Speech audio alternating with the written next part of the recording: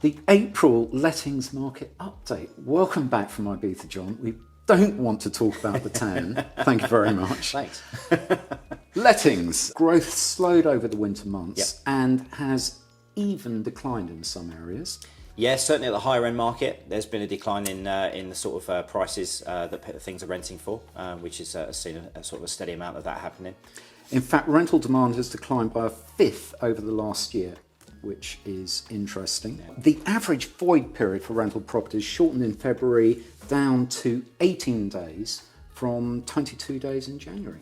Yes, March was very busy. We've seen a real rapid increase in the sort of registration levels once again, which is probably evident from obviously the mortgage rates not dropping as quickly as predicted. So I think there's a lot of tenants that have returned back to rentals, which has increased that demand. Which is great. Rental inflation across the UK has eased to 7.5%, down from 9.8% a year ago. Yep. Yeah, so rental prices less are very pressure much on prices. Yeah, they've plateaued at the moment. So yeah, we are sitting at a pretty steady rate, which is a level that obviously is seeing tenants returning, as we just said. So, although we're still 29% up since the pandemic. Yeah, I mean the last few years have obviously increased dramatically. Is enormous. Yeah. London's seen the biggest slowdown in rental inflation. Rates have dropped rapidly, down to 5.5%. That's well below the national average. Yep. Due in part to a labour market slowdown, lower mortgage rates, first-time buyers looking to buy properties, so coming out of the rental market. So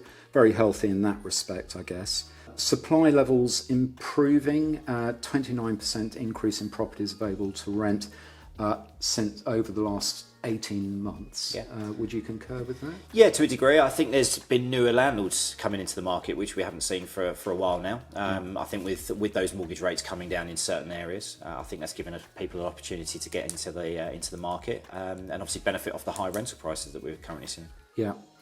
Despite this improvement, demand still outstripping supply. So we can expect this onward pressure on price during the course of the year. Yeah, I mean, that's obviously been the case for some time now, mostly off the back of last year's sort of incredibly high sales market. It saw a lot of landlords leave and sell up in a peak, which is quite common. So it will take some time to see that sort of new investment coming back into the market and bring new properties our way. But it has started to, we are seeing signs of that, which is very good. Scotland leading the way on rental price growth, 11.6% with their rent caps. Yep. So I don't know what that says about rent caps, but probably says something. Report out recently that landlords aren't leaving the market. Prices are going up for other reasons. Yep. It seems that landlords are leaving the market. I think we certainly experienced that locally, we quite did. a bit last year, didn't we? Greenwich Blackheath saw quite a lot of landlords leaving, so it might not more of a generalised market view, maybe, but certainly like very low, sort of around the locations of Greenwich and Blackheath, we did experience that. That was a big cause of our sort of supply shock. So buy-to-let's still a great investment. Great to have that passive income, get your mortgage correct, and you've got a really safe investment with capital growth and everything else that goes with it. Absolutely right, yep. Thanks very much, John. No problem.